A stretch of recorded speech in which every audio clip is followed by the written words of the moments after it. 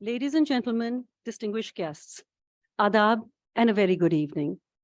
We begin this evening in the name of God, most beneficent, most merciful, thanking our Creator for the opportunity to be here together this day, to enjoy this moment in time as we celebrate the human spirit that is so well embodied by the author, who is a dear friend to so many, Dr. Iftikhar Salahuddin. We are honored to have with us here two invited speakers who will grace this evening. In the interest of time, we will hear from our first speaker, Mr. S Aijazuddin, and then we will pause respectfully for Azan, recommencing immediately thereafter with another delightful address by our distinguished speaker, Zara Nika Sahiba. We will then proceed to the author's presentation, followed by book signing and refreshments. It is with great honor that I introduce our first speaker, Fakir S Aijazuddin Sahab, a leading art historian specializing in the history of Punjab and contemporary politics. In addition to his corporate career as a chartered accountant in the oil industry, banking, and insurance, Aijazuddin Sahab has served as provincial minister for culture, tourism, and the environment. He has also served as chairman, Lahore Arts Council. F.S. Aijazuddin Sahab has been a teacher and mentor at LUMS and FCC University, Lahore. Many of us remember his remarkable commitment to his alma mater, Aitchison College, Lahore, serving first as its distinguished alumnus and then finally as its principal. He has been faculty at the National School of Public Policy, teaching international relations and training civil servants at the highest grades. Syed Fakir Aijazuddin Sahab has also been appointed an officer of the Order of the British Empire in recognition of his contributions and impact. As if all of this were not enough to astound us, Fakir Aijazuddin Sahab has published 22 books on miniature painting, on 19th century British artists working in India, books on antique maps of Pakistan, on diplomacy, and on Old Lahore. Amongst these 22 books are books on diplomatic relations, books on his alma mater, Aitchison College, and his memoirs. Driven by his passion and ability, Fakir Aijazuddin Sahab, even amid the paralyzing difficulties of the global pandemic, published his two recent books on imperial curiosity and studies in majesty. Ladies and gentlemen, with great honor, Fakir Syed Aijazuddin Sahab.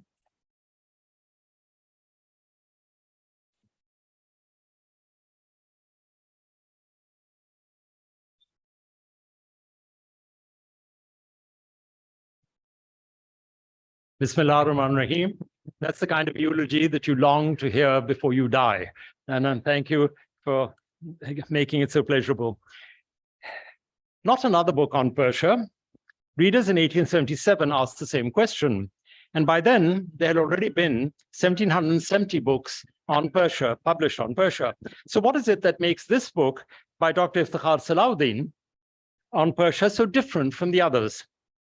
The answer, of course, lies in his unique visual perception and sensitive appreciation of Persia's culture and contribution to civilization.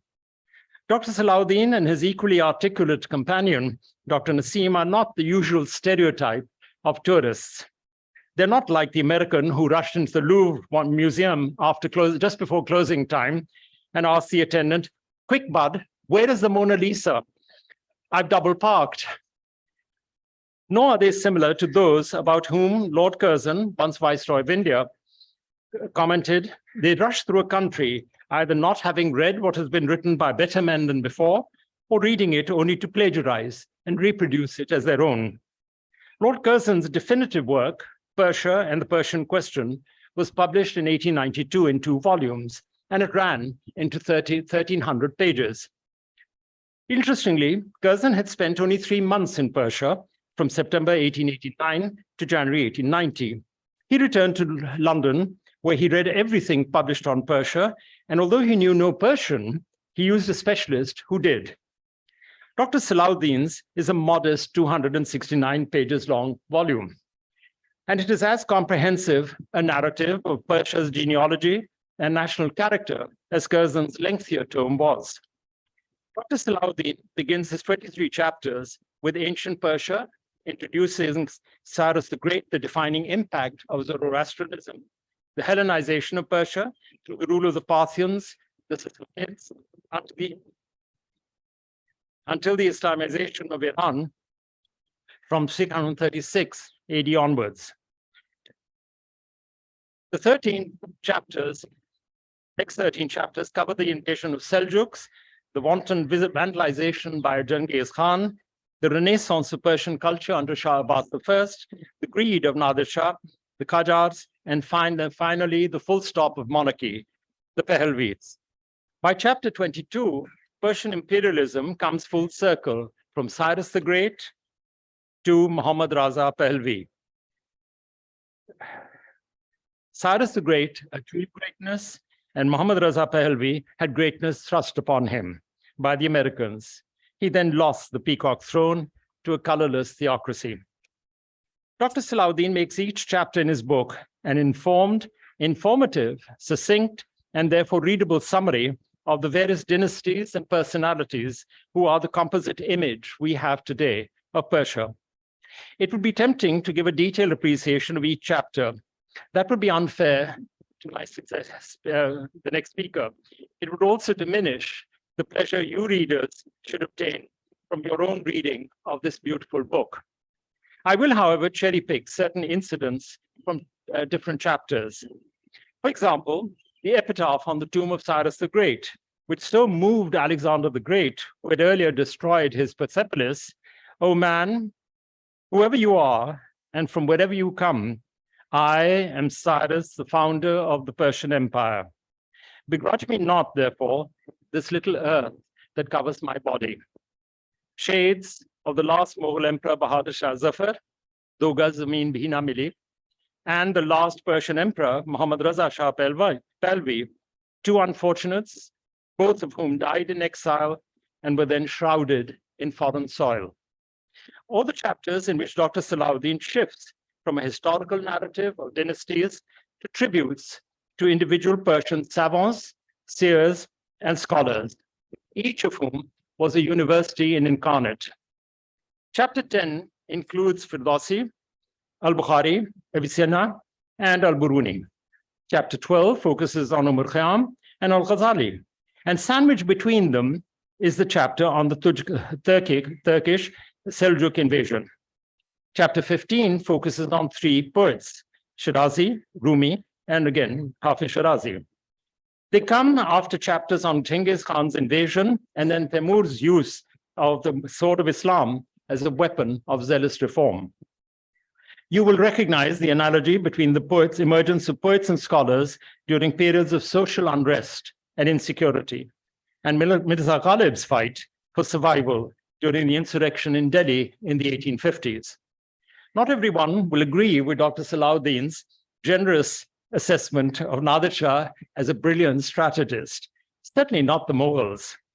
Nadir Shah lived by the sword and in the end died by it, beheaded by his own security forces. The 20th century Qajars will be remembered for having signed away Persia's oil to British interests for a down payment and 16% royalty on net profits. In the early 1900s, the then ruler Muzaffaruddin Qajar allotted what he thought would be dry wells, based, I suspect, on Lord Curzon's assessment 10 years earlier. Personally, Curzon wrote, I don't believe the likelihood of Persian oil deposits ever being worked at a profit. The Persians continued for decades to pay for the Qajar rulers' short-term avarice. However, in 1953, Mossadegh, Prime Minister, challenged the monopoly of the Anglo-Iranian Oil Company and nationalized the country's oil interests. Raza Shah Pahlavi was exiled to South Africa and restored to his throne by the Americans, led by the CIA chief, Allen Dulles. Raza Shah shared his first exile with one wife, Suraya, and his second and final exile with her successor, Faradiba. Dr. Salahuddin has included photos of the Shah and his consort leaving Tehran in January 1979 as monarchs without a kingdom, in a way stateless. Sometime later, the United Nations Commissioner for Refugees in Geneva, Prince Sadruddin Khan, received a telephone call from a lady asking for a UN travel document. Who is she? He asked his secretary. I'm not sure, she replied. She says she was once the Empress of Iran. Dr. Salahuddin's survey of Iran's history, culture, and civilization is a tour de force. There may be others inspired to follow in his footsteps, but they should be prepared to have his tenacity. Because as an old Persian proverb says, there are no shortcuts to any place worth seeing. Before I conclude, a word or two, I should talk about the book itself. It's a work of art, worthy of Dr. Salahuddin's inspired creativity. Those of you who have it, quickly take it out and run your fingers over the cover, and you will feel the grainy surface of the stones of Persepolis. Each illustration is a tribute to Mrs. Topical, who produced books with such as faultless as they are examples of what we Pakistanis can achieve when politics and officialdom are not involved.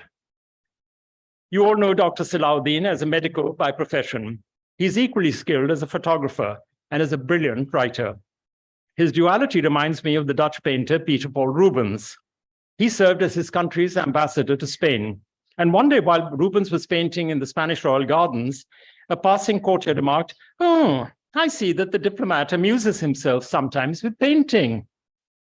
To which Rubens replied, "No, the painter amuses himself sometimes with diplomacy." Dr. Salahuddin sets high standards for himself. And to quote another Persian saying, the greatest danger for most of us is not that we aim too high and we miss it, but that it is too low and we achieve it. Dr. Salahuddin always aims high and he always achieves it.